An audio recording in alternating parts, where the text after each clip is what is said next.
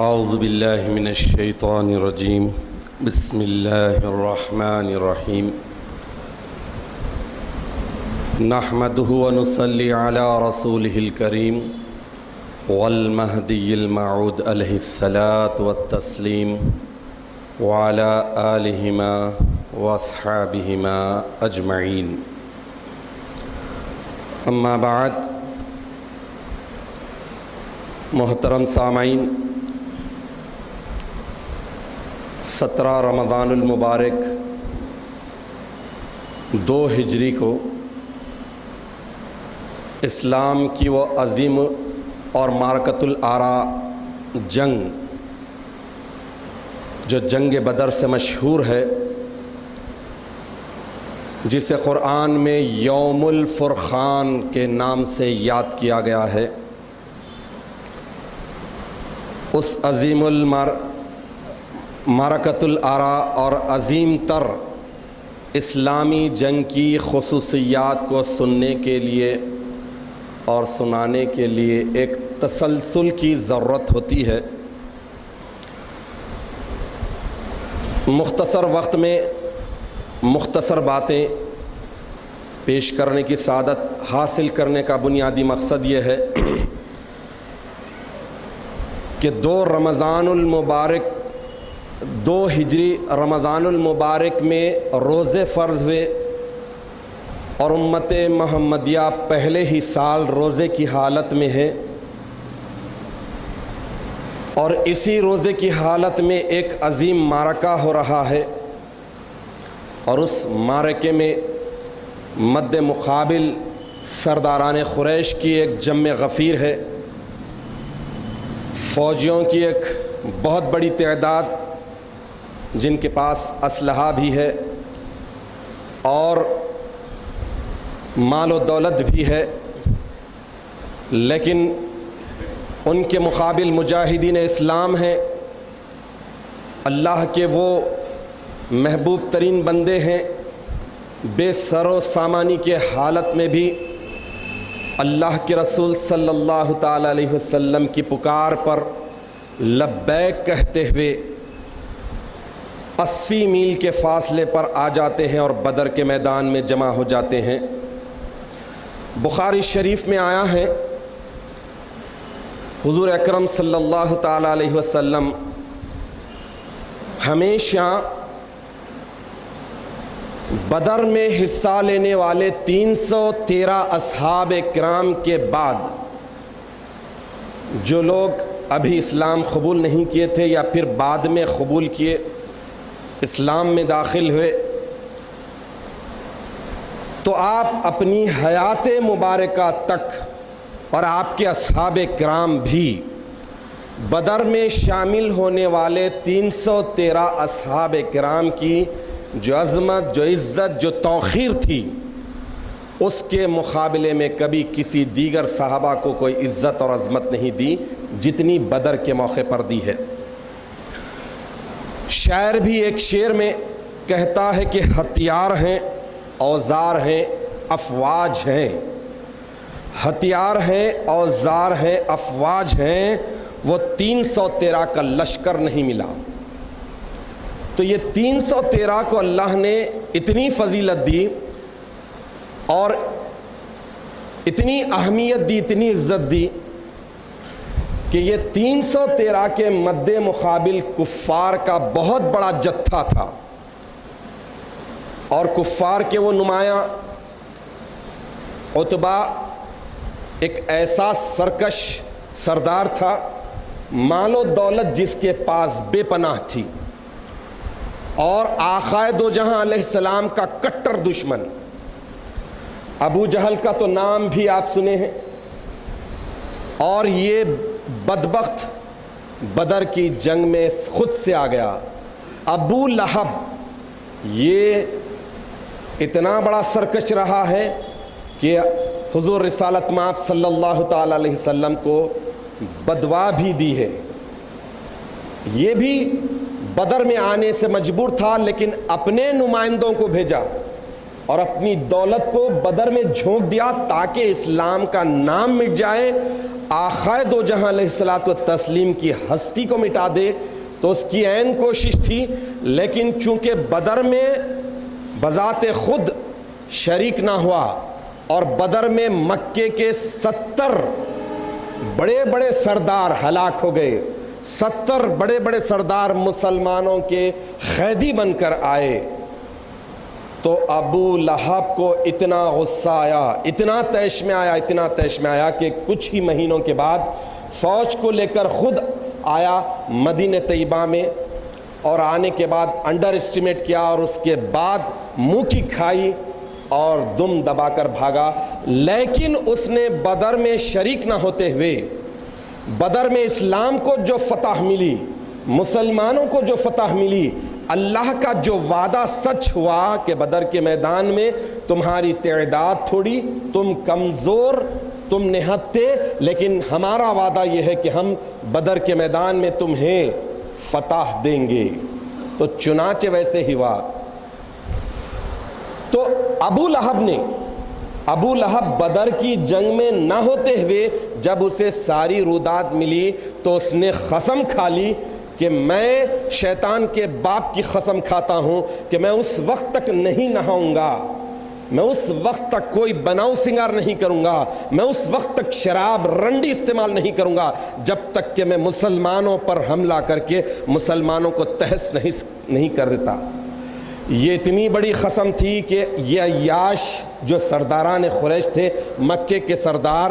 کوئی رات ایسی نہیں ہوتی جہاں پر وہ شراب نہ پیتے ہوں، کوئی رات ایسی نہیں ہوتی جو رنڈی کو استعمال کر کے اپنے جسم کی تسکین نہ کرتے ہو، لیکن ابو لہب نے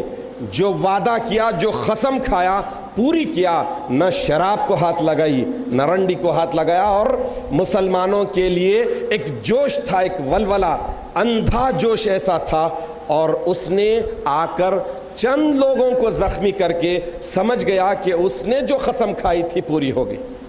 حالانکہ اسلام کو وہ جیسا شدید نقصان پہنچانا چاہتا تھا ویسے نہیں ہوا۔ یہ بڑا عجیب منظر تھا جنگ بدر کا، اتنی بڑی زمین اور اس وسیع زمین میں بسنے والوں کی اکثریت اللہ واحد کی عبادت کرنے والوں کی نہیں تھی بلکہ باطل پرستوں کی تھی، اور بتوں کی پوجا کرنے والے ان باطل پرستوں سے زمین بھری پڑی تھی۔ اور اس وقت 313 کا معمولی آنکڑا ہے، اگر دیکھا جائے تو 313 کے تعداد کو لے کر اللہ کے نبی صلی اللہ تعالی علیہ وسلم جب بدر کے میدان میں جا رہے ہیں تو یوں سمجھ لیجئے کہ روئے زمین پہ اسلام اور مسلمانوں کی بقا کی ذمہ داری اور بھاری ذمہ داری ان 313 مقدس حضرات کرام کے کمزور کندھوں پر ہے، بظاہر کمزور نظر آنے والی، لیکن اللہ کی قدرت ایسی ہوئی کہ اللہ کے اطمینان دلانے کے باوجود اللہ کے نبی صلی اللہ تعالی علیہ وسلم رخت کے ساتھ بہت ہی گڑ گڑا کر رو کر بدر کے میدان میں اللہ کی جناب اقدس میں دعا کرتے ہیں اور گڑ گڑاتے ہیں، اتنا گڑ گڑاتے ہیں کہ روایتوں میں آیا ہے کہ آپ کے کندھے مبارک پر جو چادر تھی وہ چادر مبارک بھی نیچے گر گئی، اور اللہ کے رسول صلی اللہ تعالی علیہ وسلم کو خبر نہیں ہے کہ آپ کے کندھے مبارک سے آپ کی مقدس چادر گر گئی ہے۔ اس منظر کو، اس کیفیت کو دیکھ کر حضرت امیر المومنین سیدنا ابو بکر صدیق رضی اللہ تعالیٰ عنہ بھی زار و خطار روتے ہیں، آنسو روا ہو جاتے ہیں، اور اس کے بعد اللہ کے رسول صلی اللہ تعالیٰ علیہ وسلم سے عرض کرتے ہیں کہ یا رسول اللہ، اللہ نے فتح کا تیقن دے دیا ہے، گارنٹی دے دی ہے کہ کامیابی تمہاری ہوگی، تو لہٰذا اطمینان، اللہ اپنے وعدے کا وفا پورا کرے گا، اور اطمینان رکھیے، تسکین رکھیے۔ اب یہ بدر کا موقع ایسا ہے، جیسا کہ میں عرض کر رہا ہوں کہ بہت ہی مختصر وقت میں اتنی عظیم معرکۃ الآرا جنگ کے تعلق سے بیان کرنا ناانصافی کی بات ہوگی، اگر تفصیل کے ساتھ جنگ کے پورے حالات کو بیان کرتے ہیں تو یقین جانیے آپ کو ایسا معلوم ہوگا کہ گویا آپ بدر کے میدان میں موجود ہیں، سامنے اصحاب کرام، بدری صحابہ کرام اور آقائے دو جہاں علیہ الصلوۃ والتسلیم جنگ کی تیاری کر رہے ہیں۔ ایسا منظر کھینچا گیا ہے، لیکن مختصر وقت میں ایک ناممکن بات ہے۔ یہ بدر کا عظیم الشان معرکہ حق و باطل کا معرکہ تھا۔ اللہ تعالیٰ بتانا چاہ رہے تھے کہ حق پر کون ہے، تھوڑے لوگ، کمزور لوگ، نہتے لوگ، اللہ کے سچے پرستار حق پر ہیں، اور طاقتور، مالدار، نامی گرامی لوگ باطل پرست ہیں۔ اللہ تعالیٰ جان نثاروں کی جان نثاری کو بھی دیکھنا چاہتا تھا اور دشمنوں کی دشمنی کو بھی دنیا کے سامنے پیش کرنا چاہتا تھا۔ بدر کے میدان میں ایسے ایسے واقعات ہوئے ہیں۔ ایک واقعہ آپ کے سامنے رکھتا چلوں۔ حضرت ابو بکر صدیق رضی اللہ تعالیٰ عنہ میدان جنگ میں جب ہیں تو مسلمان کی حیثیت سے، بلکہ مکۃ المکرمہ میں جو اولین پہلے مسلمان ہیں، بزرگ مسلمانوں میں جو ایمان لائے ہیں، اللہ کے رسول صلی اللہ تعالیٰ علیہ وسلم کے ہاتھ پر جو صرف 14 اصحاب کرام تھے، ان میں پہلے فرد حضرت ابو بکر صدیق رضی اللہ عنہ۔ اس کے بعد ہجرت ہوتی ہے، غار ہرا وغیرہ وغیرہ کے واقعات، مدینہ طیبہ پہنچتے ہیں۔ مدینہ طیبہ پہنچنے کے بعد 2 سال گزرتے ہیں، جنگ بدر کا موقع آتا ہے۔ جنگ بدر کے اس موقع پر حضرت ابو بکر صدیق رضی اللہ تعالیٰ عنہ میدان جنگ میں ہے، کفار آپ کے مد مقابل ہیں، اور اس وقت حضرت ابو بکر صدیق رضی اللہ تعالیٰ عنہ سامنے ہوتے ہیں تو آپ ہی کے بیٹے حضرت ابو بکر صدیق رضی اللہ تعالیٰ عنہ پر تلوار اٹھا کر پھر روک لیتے ہیں، جو ابھی اسلام قبول نہیں کیے ہیں، اور کہتے ہیں کہ ابا جان، یہ باپ بیٹے کا رشتہ آیا اور تلوار رک گئی۔ اگر یہ باپ بیٹے کا رشتہ نہیں آتا تو سامنے جو ہستی ہوتی اس سے ٹکڑے کر دیتا۔ کون کہہ رہے ہیں؟ جو ابھی اسلام قبول نہیں کیے ہیں، حضرت ابو بکر صدیق رضی اللہ تعالیٰ عنہ کے فرزند ارجمن۔ لیکن باپ کا جواب سنیے۔ حضرت ابو بکر صدیق رضی اللہ تعالیٰ عنہ ارشاد فرماتے ہیں کہ اے میرے بیٹے، یہ اسلام کی جنگ ہے، یہ حق اور باطل کا معرکہ ہے۔ اگر میں غالب آتا اور تو سامنے ہوتا تو میں اتنی بات بھی نہیں کرتا اور تیرا کام تمام کر دیتا، اپنی تلوار سے تیرا سر قلم کر دیتا۔ ادھر یہ ہوا، پھر اس کے بعد دیکھیے، اور حضرت حذیفہ رضی اللہ تعالیٰ عنہ اسلام لا چکے ہیں، اسلام کی حمیت میں، مدد میں، نصرت میں جٹے ہوئے ہیں، اور یہ کس کے بیٹے ہیں؟ عتبہ، اسلام کا اتنا کٹر دشمن رہا ہے، اور اسی بدر کے موقع پر اللہ کے نبی صلی اللہ تعالیٰ علیہ وسلم نے زمین کے جس حصے پر مار کر بتایا تھا کہ یہاں پر عتبہ ہلاک ہوگا، یہاں ابو جہل ہلاک ہوگا، اگر اللہ کے نبی ارشاد فرماتے کہ آج کے دن عتبہ ایمان لا لے گا، ابو جہل ایمان لا لے گا، تو خدا کی قسم وہ ان کے حصے میں ایمان ہو جاتا۔ لیکن وہ کفر کی حالت میں مسلمانوں کے ہاتھوں مرنا تھا، تو عتبہ اتنا کٹر دشمن، اس کے بیٹے حضرت حذیفہ رضی اللہ تعالیٰ عنہ، جب باپ سامنے آ گیا کافر، رشتے کو نہیں دیکھا اور باپ کو جہنم رسید کر دیا۔ حضرت امیر المومنین عمر ابن خطاب رضی اللہ تعالیٰ عنہ، ان کے تعلق سے بھی آپ کچھ واقف ہیں کہ اسلام قبول کرنے سے پہلے اسلام کے کیسا دشمن تھے اور مسلمانوں کو کیسے مارتے تھے، خاص طور پر اپنی بہن اور بہن بھائی کو ایک موقع پر مار کر اتنا خون کر دیا تھا، لہو لہان کر دیا تھا کہ وہی کیفیت کے بعد ان آیات کو جو بہن تلاوت کر رہی تھی، وہ آیات اثر انداز ہوئی اور اس کے بعد مارنا چھوڑ دیا، تلوار برہنہ لے کر آقائے دو جہاں علیہ الصلوۃ والتسلیم کی خدمت اقدس میں گئے، تلوار کو بھی قدموں میں رکھ دیا اور اسلام کو بھی قبول کرنے کے لیے اپنے سر کو بھی آقا علیہ السلام کی خدمت اقدس میں سر رکھ دیا۔ وہ عمر فاروق رضی اللہ تعالیٰ عنہ بدر کے موقع پر دیکھ رہے ہیں کہ اپنے سامنے اپنا چہیتا ماموں آیا ہے تو اسے بھی اڑا دیا ہے، سر قلم کر دیا ہے۔ یہ ایسا معاملہ تھا۔ حضرت حمزہ رضی اللہ تعالیٰ عنہ جو حضور کے چچا ہیں، عمر میں 2 سال بڑے ہیں، اور ایسے شجیع و بہادر رہے ہیں کہ اللہ کے نبی صلی اللہ تعالیٰ علیہ وسلم بھی حضرت حمزہ کے لیے بہت دعا کیے تھے کہ یہ اسلام قبول کر لیے۔ بدر کے میدان میں مجاہدین میں شامل ہیں حضرت حمزہ رضی اللہ تعالیٰ عنہ، ان کے مد مقابل جو سرکش ہے مکے کا بہت نامی گرامی بہت بڑا غنڈہ ولید، اور امیر المومنین علی مرتضیٰ شیر خدا رضی اللہ تعالیٰ عنہ، ان کے مقابل بھی ولید ہے۔ یہ دونوں اس بڑے کافر کو جہنم رسید کر دیتے ہیں۔ الغرض ابو جہل ایک ایسا نام ہے کہ اس کے نام کے ساتھ ہی مسلمانوں میں ایک ایسا امیج بنتا ہے کہ اسلام کا اور مسلمانوں کا سب سے بڑا دشمن۔ اللہ تعالیٰ نے 1450 سال کے بعد بھی آنے والے مسلمانوں کے دلوں میں اس کی بغض اور عداوت کو کٹ کٹ کے بھر دیا ہے۔ ابو جہل کا نام سنتے ہی عداوت آتی ہے، اور یہ دشمن ایسا دشمن تھا، اس کے تعلق سے انصار میں سے 2 بھائی تھے، 2 نوجوان، معوذ اور معاذ۔ 2 بھائی جب ابو جہل کی دشمنی حضور علیہ الصلوۃ والتسلیم کے تعلق سے گستاخیوں کو سنتے تھے تو آگ بگولا ہو جاتے تھے، اور اس کے بعد ان دونوں بھائیوں نے ٹھان لی تھی کہ جب کبھی اس شقیق الخلق کا سامنا ہوگا تو کسی اور کو مارنے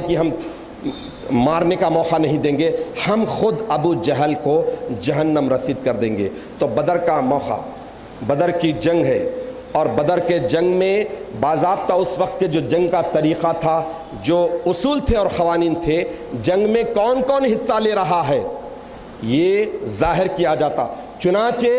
جب مسلمانوں کے نہتے کمزور لوگ آگے بڑھ رہے تھے تو یہ عتبہ ولید وغیرہ پوچھے کہ آنے والے کون ہیں، ان کا نسب کیا ہے، یہ ہمارے برابر کے ہمارے لیول کے ہیں تو ہمارے مقابلے کے لیے آئے۔ چونکہ وہ خود لوہے کا ایسا لباس بدن پر زب کر لیے تھے کہ جس کی وجہ سے صرف ان کی آنکھیں دکھ رہی تھی۔ وہ کہتے تھے کہ ہم عتبہ ہیں، ہم ولید ہیں، لیکن آنے والے کے تعلق سے چونکہ جانتے نہیں تھے، پوچھتے تھے کہ تم کون ہو؟ نہیں جاؤ، غلام ہمارے مقابلے میں نہیں آنا، یہ ہماری عزت کے خلاف ہے۔ ہمارے مقابلے میں آتا ہے تو علی آئے، ہمارے مقابلے میں آئے تو حمزہ آئے، ہمارے مقابلے میں آئے تو عمر آئے۔ اس طرح ان کی ذہنوں میں جو بڑپنا تھا، آج بھی دیکھ لیجئے عربوں میں یہی غلام اور آقا کا تصور ہے اور یہی گھمنڈ ہے۔ تو اس وقت بھی تو اب ابو جہل میدان میں کود گیا، میدان میں آیا، حضرت یہ دونوں نوجوان اس کے بعد پوچھتے ہیں، حضرت عبد الرحمن بن عوف رضی اللہ تعالیٰ عنہ کے قریب ایک بھائی آتے ہیں اور پوچھتے ہیں کہ ان میں، چونکہ یہ لوگ انصار تھے، مدینے کے تھے، ابو جہل سے پوری طرح واقف نہیں تھے، پوچھا کہ ابو جہل کون ہے اس میں؟ تو یہ ان ایک بھائی کے پوچھنے پر جواب دینے ہی والے تھے کہ دوسرا بھائی بھی آہستہ سے پوچھا کہ ابو جہل کدھر ہے؟ تو انہوں نے پوچھا کہ بھائی ابو جہل کو تم لوگ کیوں پوچھ رہے ہو؟ تو انہوں نے کہا کہ ہم قسم کھائی ہے کہ ابو جہل ملے تو ہم مار دیتے ہیں، ابو جہل پر حملہ کرتے ہیں۔ تو ابو جہل کے بیٹے اکرمہ جو بعد میں اسلام قبول کرتے ہیں، یہ بھائیوں کو زخمی کر دیتے ہیں، اور اس میں ایک بھائی معاذ جو ہیں، ان کے ہاتھ پر اکرمہ ابو جہل کے بیٹے ایسا وار کرتے ہیں کہ ایک ہاتھ لٹک جاتا ہے، اس لٹکے ہوئے ہاتھ کو لے کر حضرت معاذ اتنا مقابلہ کرتے ہیں میں مختصر وقت میں وہ منظر کو صحیح طور پر پیش نہیں کر سک رہا ہوں. اس ہاتھ کو آخری میں رکاوٹ بننے کی وجہ سے اپنے ہی پیروں میں دبوچ کر کھینچ کر نکال لیتے ہیں اور مقابلہ کرتے جاتے ہیں. تو یہ عظیم معرکہ ایسا ہے، رمضان المبارک میں روزے کی حالت میں ہوتا ہے. 14 مسلمان مجاہدین اس میں شہید ہوتے ہیں. اللہ کے نبی صلی اللہ تعالی علیہ وسلم ہمیشہ بدری اصحاب کی بہت فضیلت بیان کی ہے. تو میں آپ تمام سے گزارش کروں گا کہ رمضان المبارک کی 17 تاریخ کو اپنے اپنے گھروں میں شہدائے بدر ولایت کی نیاز شریف کیجئے، ان کا وسیلہ لیجئے، ان کی شجاعت بہادری کا واسطہ دے کر اللہ سے فریاد کیجئے کہ ہمارے پاس بھی، ہمارے دلوں میں بھی جو ایمان بجھ رہا ہے، کمزور پڑ رہا ہے، اصحاب بدر اور خاص طور پر شہدائے بدر کے صدقے اور طفیل سے ہم میں بھی ایمانی حرارت بیدار ہو، ہمارا ایمان بھی جاگے، ہم بھی اسلام کے لیے کم از کم اپنے نفس کو مارنے کے قابل ہو جائے. سب سے بڑے دشمن اپنے نفس کو مارنے کے قابل ہو جائے، اللہ تعالیٰ کے احکامات کی سچے دل سے تابعداری کرنے کے قابل ہو جائے. یہی بزرگان دین کی قربانیوں کا سبق ہے، یہی بزرگان دین کی قربانیوں کا ایک لیسن دنیا کے سامنے ہے کہ بدر کے رمضان المبارک کے ایسے مقدس موقع پر یہ حضرات کرام جو اپنا خون بہائے ہیں، تو اس کا مقصد یہ ہے کہ مسلمان ہمیشہ اللہ واحد کے احکامات کی تابعداری میں اپنی زندگیوں کو بسر کرے.